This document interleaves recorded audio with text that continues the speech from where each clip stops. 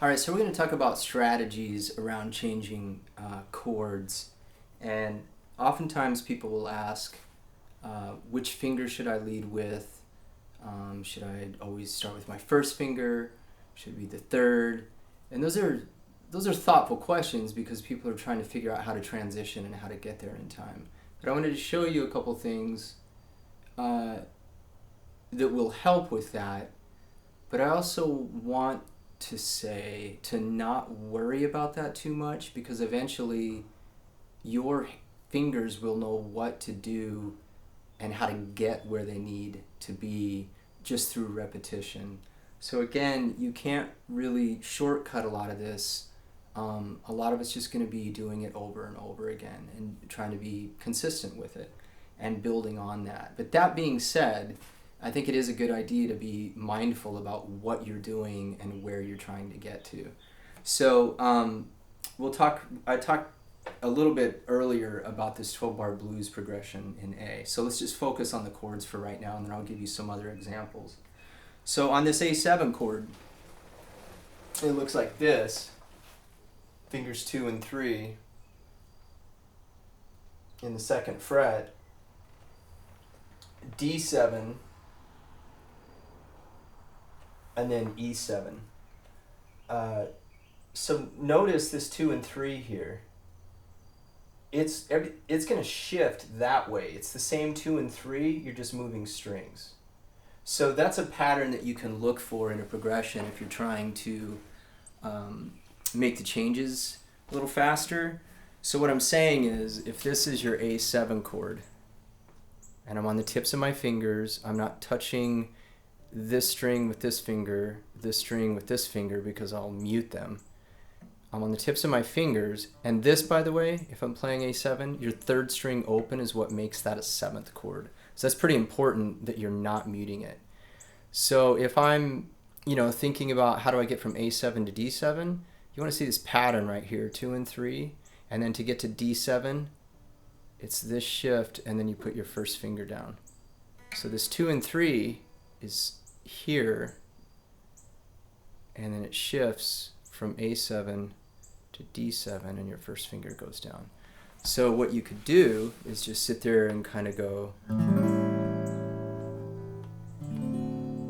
right? And you want to envision and kind of visualize where your fingers are going instead of waiting to the very last second to try to make it happen. So if that's my A7, I shift and I put my first finger down in the first fret for D7. Okay, now we have this E7 over here, which right there, which looks like this. First finger on the third string, first fret, second finger on the fifth string, second fret, and I'm not touching the fourth string with this second finger because that's the 7th. I don't want to mute that.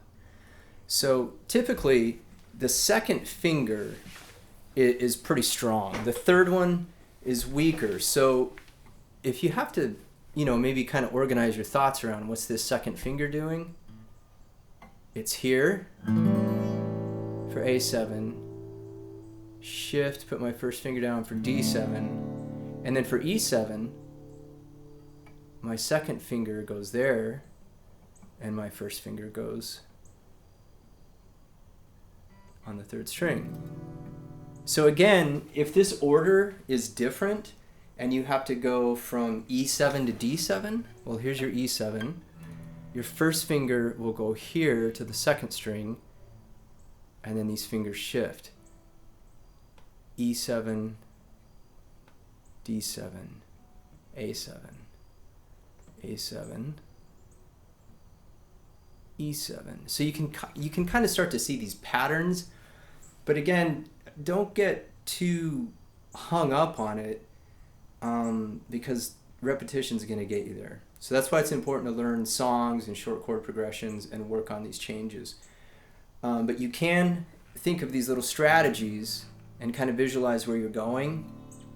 And the sooner you memorize the chord shapes, the easier it's going to be because you're not having to look there and then look at your hands. So that's an important strategy, is try to memorize the chords as fast as you can, so you don't have to look up, look away, and then try to get back to your hand.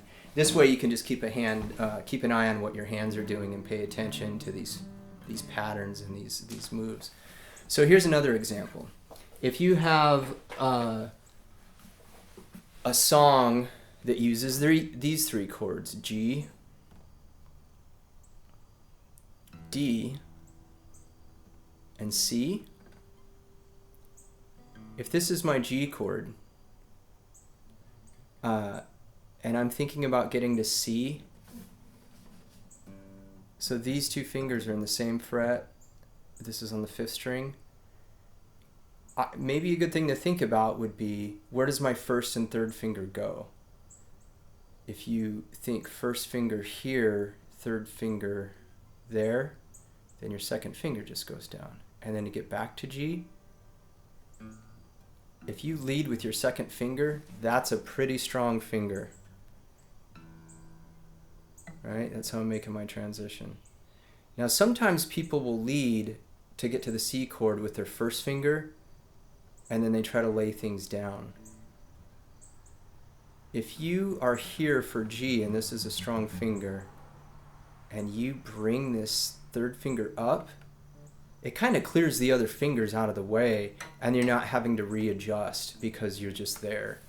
Where if you try to think about, maybe you'll get on your 1, then you'll get here, and then you'll have to readjust to your 3rd. So just experiment around with, if you're getting from G to C, does it feel better if you lead with the 3rd finger or with the 1st? My gut feeling is think both, because you're trying to create this spread.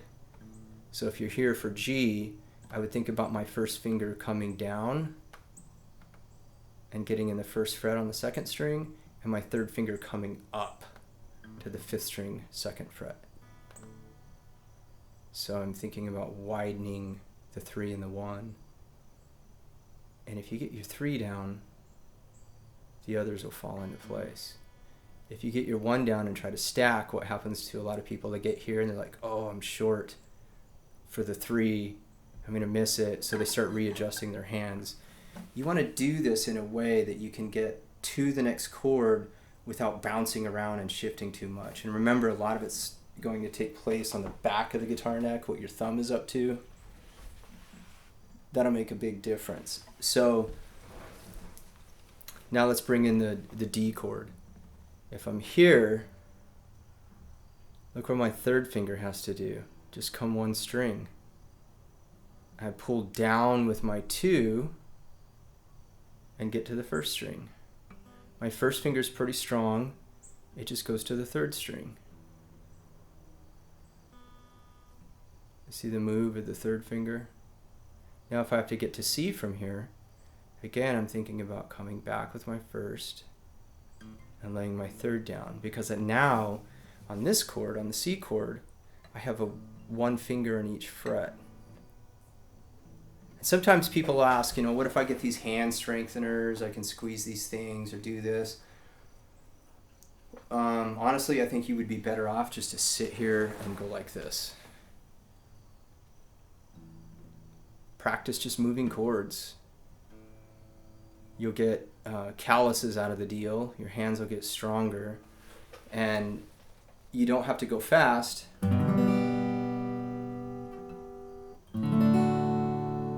Right? You're just trying to get in the right string at the right time. So you're better off to spend more time with your hands on the guitar and figuring out these fingerings and how to get there and how the chords relate to one another. And the more reps you get on that, you'll learn other songs with the same chords but in a different order. So you may have to adjust your thought process a little bit. But paying attention to where you are and where you're trying to go and doing it slowly, that's always going to be your best bet. All right, have fun. I'll see you next time.